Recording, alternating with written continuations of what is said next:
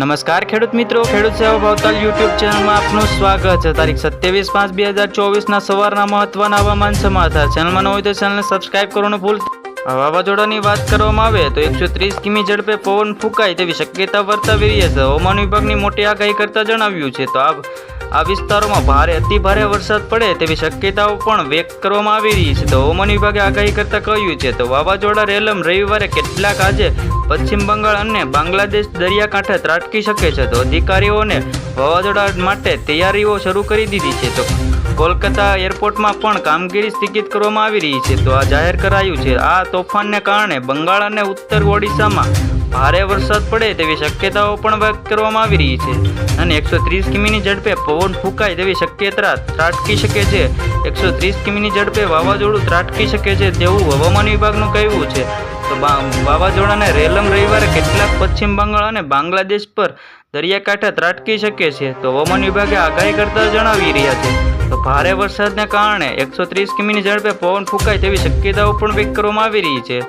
તો ભારતીય હવામાન વિભાગ દ્વારા કોલકાતા, હળવામાં અને પૂર્વ મિદનાપુરમાં પશ્ચિમ બંગાળ ઘણા જિલ્લાઓ માટે રેડ એલર્ટ જાહેર કરવામાં આવી રહ્યું છે। તો દરિયાઈ કાંઠા અથડાવા શક્યતા છે। ચક્રવાતની તોફાન અને રેલમ પશ્ચિમ બંગાળ અને બાંગ્લાદેશ પર દરિયાકાંઠા વિસ્તારોમાં 1.5 મીટર ઊંચો મોજા ઉછળે તેવી શક્યતાઓ વ્યક્ત કરી રહ્યા છે।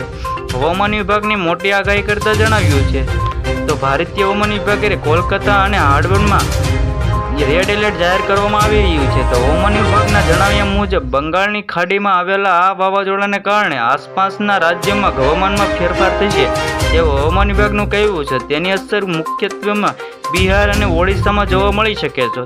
અહીં લોકોને ગરમીથી રાહત મળી શકે છે તો હવામાન વિભાગનું કહેવું છે। તો તાપમાનમાં ભારેથી ભારે ઘટાડો થવાની શક્યતાઓ પણ વ્યક્ત કરતા જણાવ્યું છે।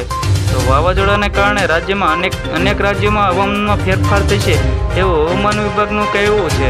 તો જણાવ્યા મુજબ બંગાળની ખાડીમાં આવેલા વાવાઝોડાને કારણે સામાન્ય રીતે હવામાનમાં ફેરફાર થશે તેવું હવામાન વિભાગનું કહેવું છે। તો ગુજરાતમાં જાણીતા હવામાન નિષ્ણાત આંબાલાલ પટેલે વરસાદને લઈને પણ આગાહી કરી છે।